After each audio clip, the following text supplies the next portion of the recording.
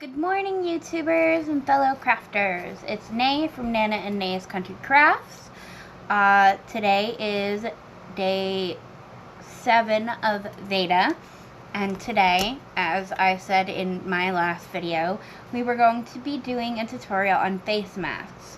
Now, I want to apologize in advance for the shoddy camera work because I don't have a tripod. I'm using a really odd stand, so I'm gonna have to be finicky with how the camera is angled, so I do apologize for that, and I will hopefully be able to get everything in.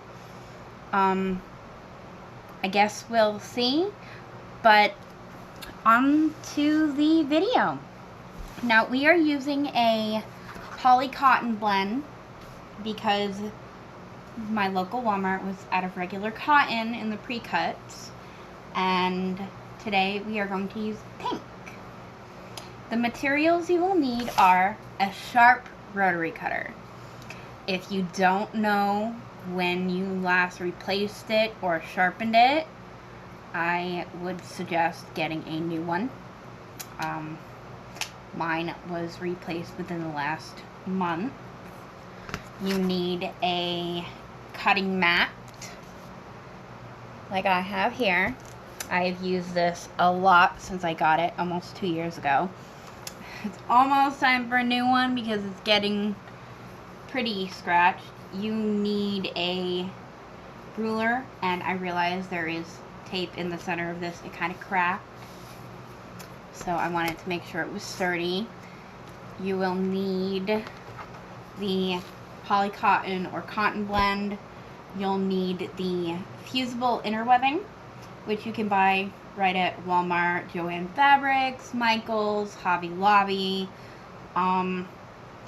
You can tell the difference because on one side it has like a bumpy texture, meaning that is the glue side, and that goes against the fabric like this, and then you iron it on.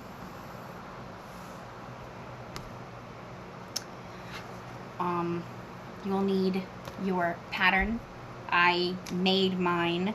It is, and I'll measure it for you,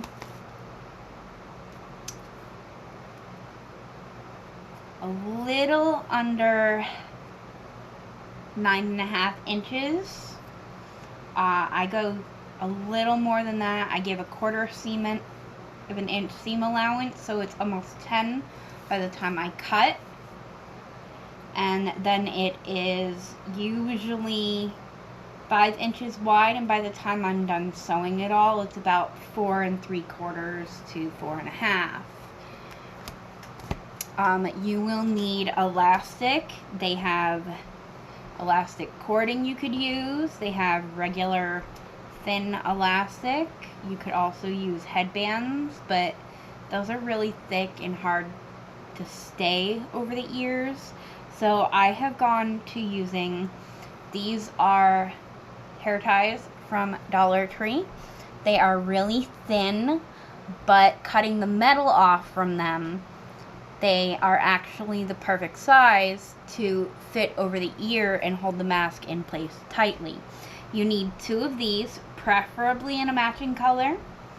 I have 3 different colors, so today we are going to use brown to go with our fabric. So we're going to set that aside. You either need some pins, or my personal favorite are binder clips. They work like those sewing alligator clips. You need at least 4, maybe a little more depending. Pins are basic standard to hold your fabric together while you are cutting. And you need your cotton or poly cotton blend of fabric. Today we are doing pink. And I'm going to get the other fusible webbing out. Now, to start with, you always want to measure twice and cut only once, because you can take fabric off if it's excess, but you cannot put fabric back on once you have cut it. So I have learned over the past few years that measure twice and cut once is perfect. Sometimes measure more than twice, you know, because you don't want to have issues. So what we're going to do, I have already ironed and pre-washed my fabrics. You don't have to. You can if you want to. I just sometimes prefer it because you never know who has been touching it at the stores and, you know, where it's been other than in the boxes and everything. So what I do is, this is 2 yards because right now Walmart only has the pre-cuts for most everything. So I tend to fold it and then fold it again. Then I fold it once more. Oh, as I lose it. Make sure all the corners are lined up.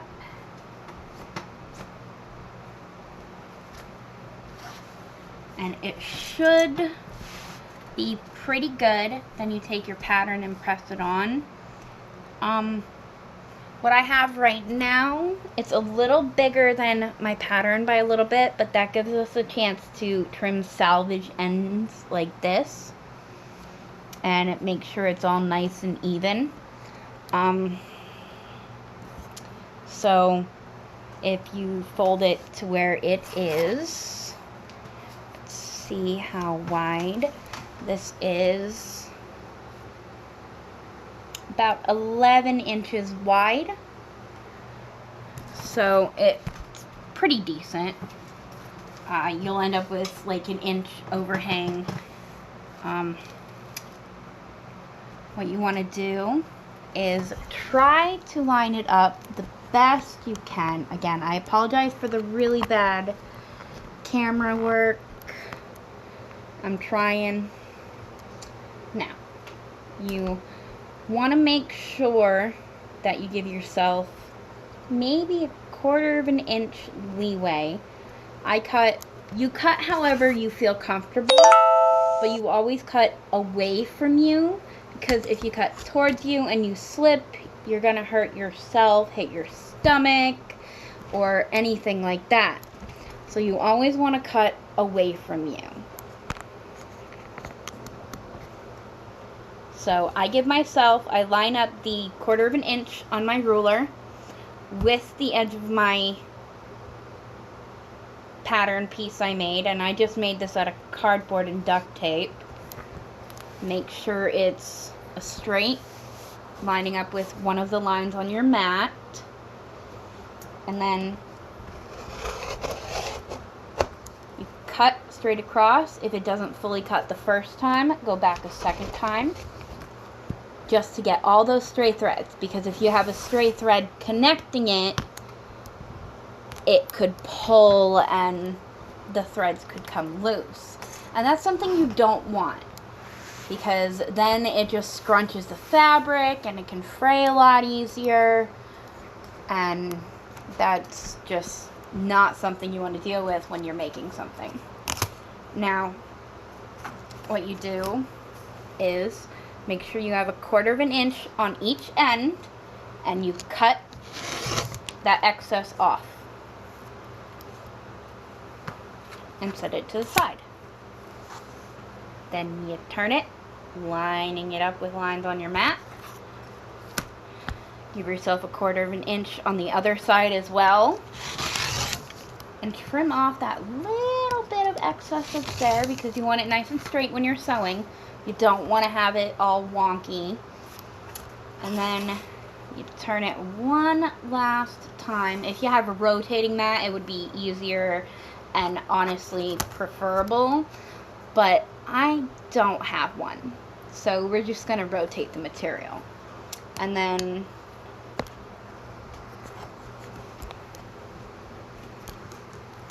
as you can see, we're going 1/4 of an inch, and then we are cutting off that selvage edge. Make sure you're pressing firmly, but not enough to go through your mat. As you can see, after cutting, this is all that's left for scraps. Now, the wider straps you can do something with, like crumb quilting, but the rest is unusable, and you can just use it for stuffing of something or toss it or whatever you want. Now, next, we are going to adjust the camera. As you can see, we now have several layers of our fabric. These are all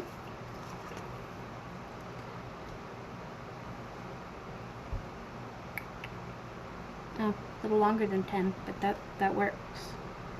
As you want to go 1/4 of an inch past each. It comes up to nearly 10 inches.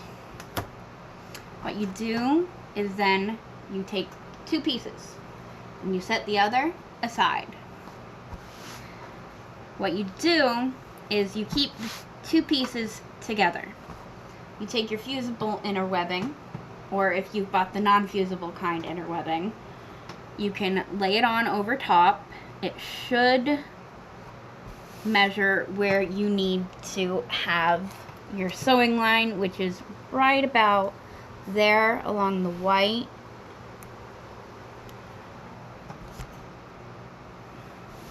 What you do is then you take it and you flip it white side down. Then you take your 2 hair ties here, and I'm gonna do my best in showing this.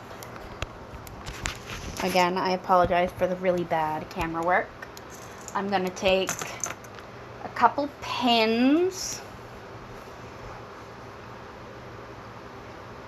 and pin it in the center, just so it's a little bit easier, as you can see, so it doesn't move around a lot and all of that.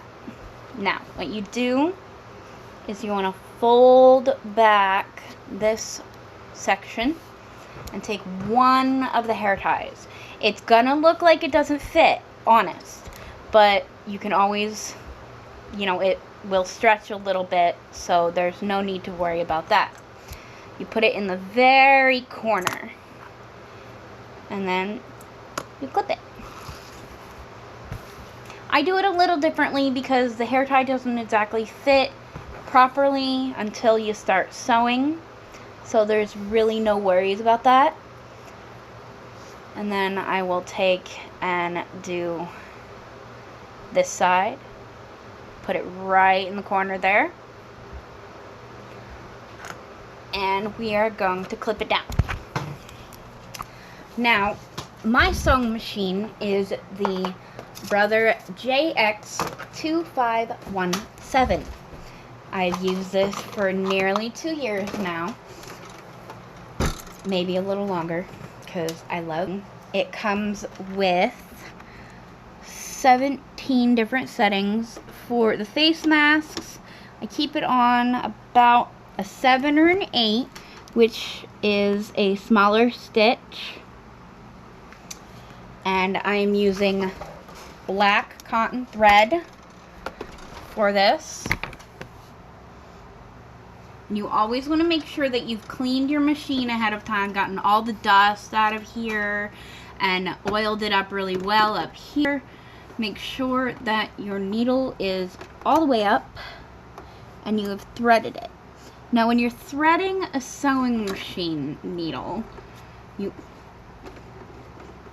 always want to make sure it's not tangled first. So I'm going to pull out the thread, wind it back up,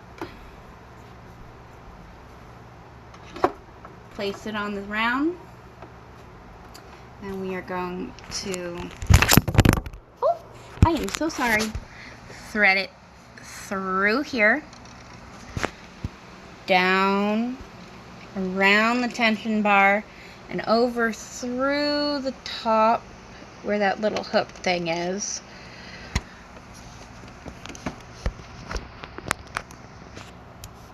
And then when you're doing a needle, I just replaced this needle yesterday. I apologize, it's a little crooked. I'll try and fix that. And there's the thread. What you do is when you're putting a new needle in, there are two sides to a needle.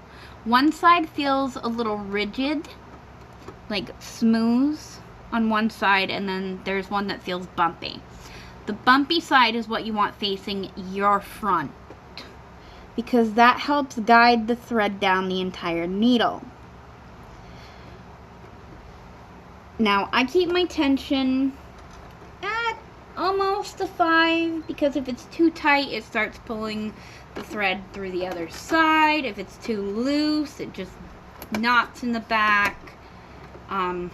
My presser foot's a little different. I currently use a zigzag presser foot because I'm most comfortable with it. You can use a normal presser foot or a quilting foot, whatever you want really, but I'm just more comfortable like this.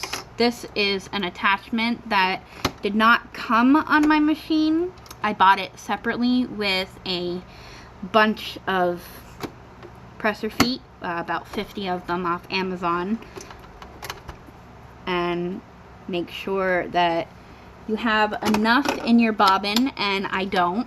So what we're going to do is we are going to quickly replace the bobbin. Now you can use any kind of thread, but I prefer cotton thread.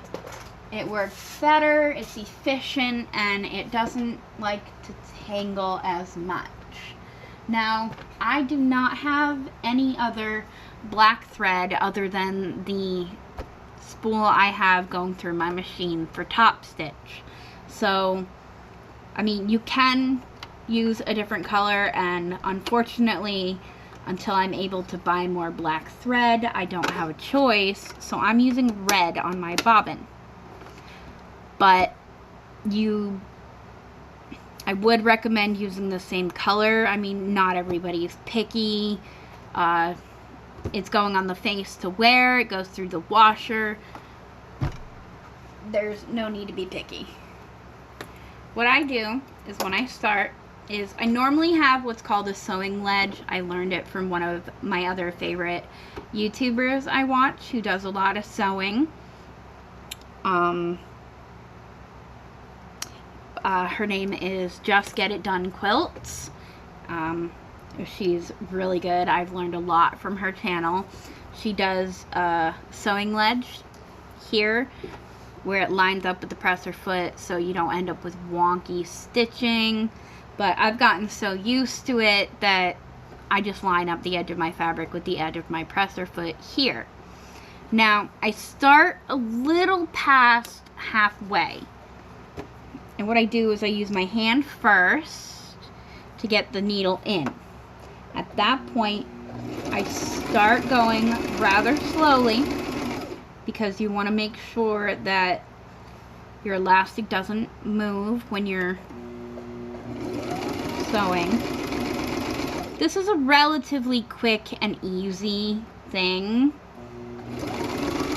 But when it comes to sewing the elastic, you need to be just a little bit more careful so you don't end up missing it.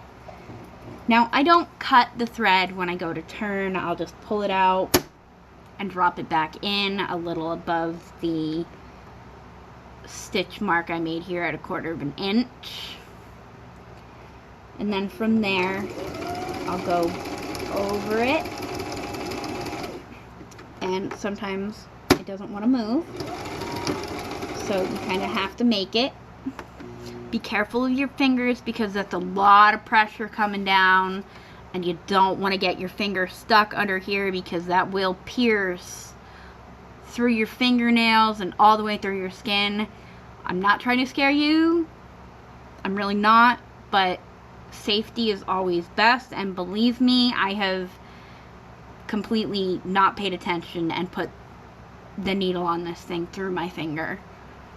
So you always, always, always, always be careful where your fingers are. As you sew down, you want to grab the other end of the hair tie. It's a little difficult, and pull. You see how this scrunches? And you keep going until you have enough. And then you won't be able to put a thing on in time. So be very careful with this. And as you can see, it does scrunch, but it also stretches. So what you want to do is, for when I start doing the elastic sides, I move ahead a little bit and then I backtrack. And then I pull up and I go forward again. Now you can go as fast or as slow as you want. I'm more comfortable, you know, occasionally stopping to make sure that I am not going past this presser foot and my stitch is nice and even and straight.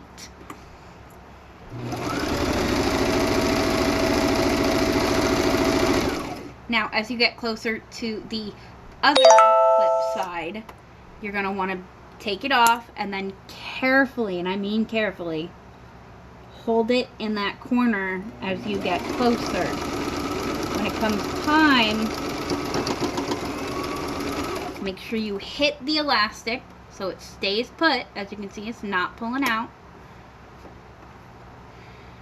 And then you curl that back in there so it stays out of the way. And we're going to do the same thing. Move ahead some, a couple stitches, and then backtrack. And then go forward.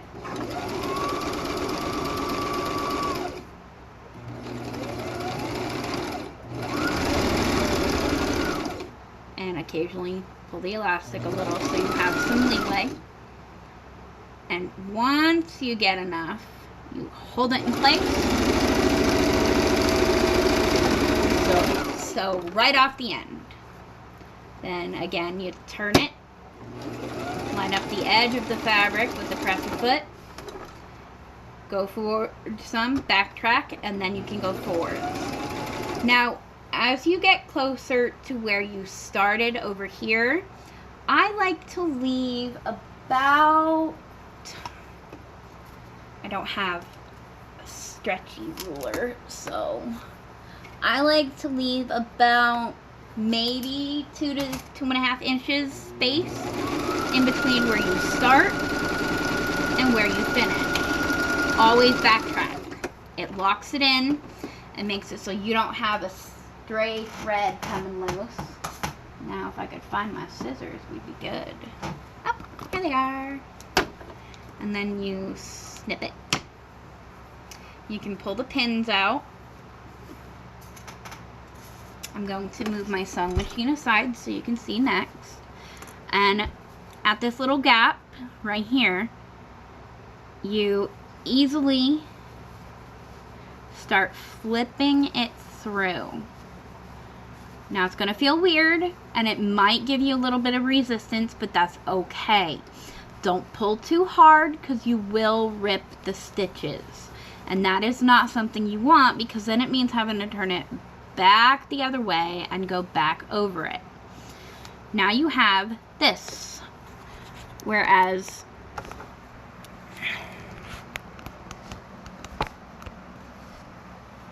and it doesn't have the pleats yet. We're gonna do those next. It fits over your face pretty well, covers a decent part of your chin, covers right up almost to the bridge of the nose and right under the eyes. Now, what we do next is we do the pleats. I usually just go somewhere in the middle, and I do about 3/4 of an inch on the pleat. And since I don't like to use regular pins, I'll take one of my binder clips or sewing clips or whatever you use. Then I will set it down. Sorry. I will set it down and pinch the fabric all the way across until it's even or just about even. But you want to make sure it's the same width across, which is about 3/4 of an inch from here to here. Now mine is a little off, so we're going to adjust it just a pinch, and there. Now it's perfect. And now we have 3/4 of an inch, and at that point we clip. Now moving back to our machine, we make sure, I mean, you can iron these, but you don't have to. I usually start a little bit ahead of the corner, because what we're going to do is we're going to go all the way around this to make it lay nice and flat and no problems. If your thread came undone, make sure to rethread. Now what I do is a little smaller than the normal. I do it a little bit smaller than 1/4 of an inch, because you don't need 1/4 of an inch when you're doing the top stitching. Pretty much you're sealing up the holes, you're taking care of the pleats, so it doesn't really need to be amazing, but you know. And then you start a couple stitches, back stitch over it, and then you go forward, making sure that at the hole you have, you make sure it's laying flat and it can easily be fed through the machine. When you get to the corner, stop. Leave your needle in the fabric, lift your presser foot, and turn. Now the tricky part is making sure your pleats do not come undone. What you do is you can use the elastic as leverage, like I am here, and pull. Occasionally you may have to lift your presser foot, but once you get it into that very top fold of that pleat, it's easy from there. If I could grab it again. And then what you do is you pull gently, giving it enough time to do as many stitches as it needs, all the way down to the corner. And again, make sure your needle is in your fabric, lift the presser foot and turn. Drop it back down, take the elastic so you have some leverage, and help pull it through very slowly. You don't want to make the stitches too wide. We are using a 7 stitch on my machine, which is really small. 6 is even smaller, but I prefer a 7. It works more efficiently for me personally. And once you get to the corner, if it stops, you turn the handle and put it down. At that point, you're at your 3rd corner. Do a couple quick stitches, grab the elastic, make sure you have some leverage, and pull very gently. And then once it starts feeding through, you let it feed on its own until it hits the pleats, where you should grab it again and barely pull. Just give it enough leverage.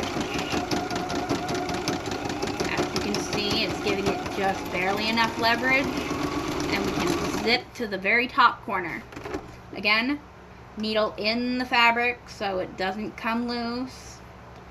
You turn it, grab a little bit of leverage to get around the corner, and then you sew until you meet the other, over and then back, and you're done.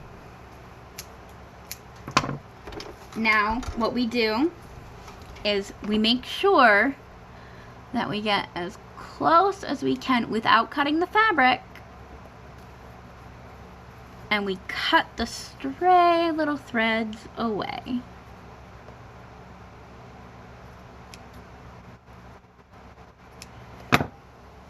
And now we move it and voila. Face mask. The pleats, you can pull it and it'll be fine. When you're not wearing it, the pleats should look like this.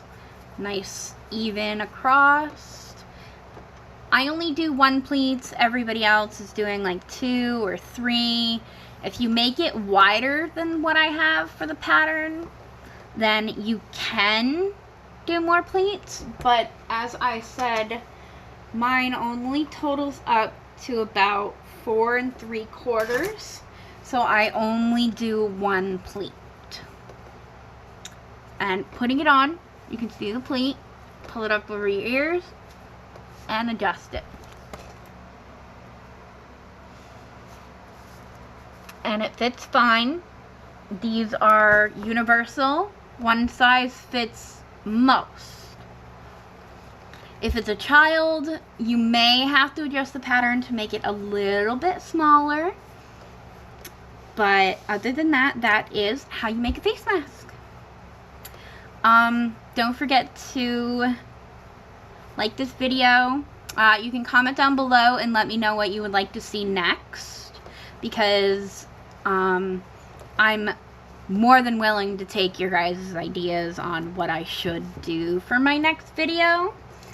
Don't forget to subscribe and hit that little notification bell so you know when we upload our videos, and you can come watch them as soon as they're out. Thanks guys for watching, and I will see you again Thursday.